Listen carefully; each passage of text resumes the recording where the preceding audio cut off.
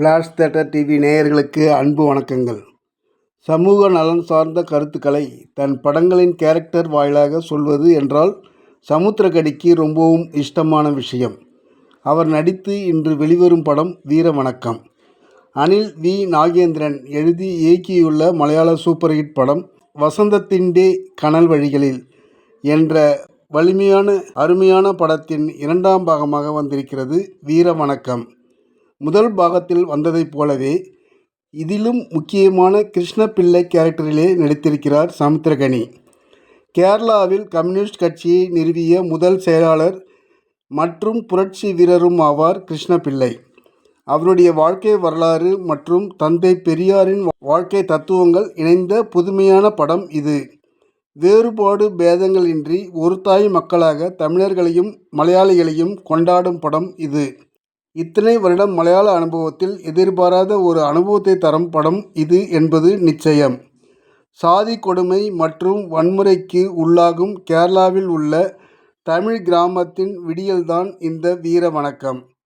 இந்தியாவிலேயே சிறந்த நடிகருக்கான தேசிய விருது பெற்றவர் சமுத்திரக்கனி மற்றும் சிறந்த நடிகைக்கான தேசிய விருது பெற்ற சுரபிலட்சுமியையும் மலையாளத்தில் முதல் முறையாக கதாநாயகன் கதாநாயகியாக அறிமுகம் செய்த படம்தான் வசந்தத்தின்டே கனல் வழிகளில். அந்த பாகத்தில் உள்ள வெகு சில பகுதிகளை நேர்த்தியாக இணைத்து மிக திறமையாக கையாண்டு கொடுத்திருக்கிறார் டைரக்டர் அனில் வி நாகேந்திரன். புரட்சிகரமான பாடல்களில் பாடக்கூடிய கேரளா மக்களால் மிகவும் விரும்பப்படும் சுதந்திர போராட்ட வீராங்கனை 95 வயதான PK மேதினி அம்மா அவர்களும் முக்கியமான ஒரு கேரக்டரில் நடித்து படத்துக்கு ஜீவனாயிருக்கிறார்.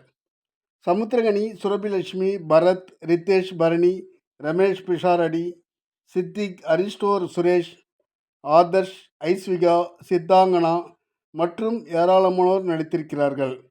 இந்த புரட்சி படத்தில் கம்யூனிசத்தை இவ்வளவு வெளிப்படையாக ஆதரித்து ஒரு படமாக வந்திருக்கும் வீர வணக்கத்தில் நடித்த நடிகர்கள், கண்ணுக்கினிய லொகேஷன்ஸ் மற்றும் ஒளிப்பதிவு, எடிட்டிங், அந்த காலத்திய உடைகள் மற்றும் மேக்கப் மிக உன்னதமாக கொடுக்கப்பட்டுள்ளது. இப்படத்திற்கு MK Arjun, Perumbavoor Ravindranath, James Vasanthan, CJ Kuttappan மற்றும் அஞ்சல உதயகுமார் என 5 இசையமைப்பாளர்கள் இசையமைத்துள்ளனர். பாடல்கள் அற்புதம்.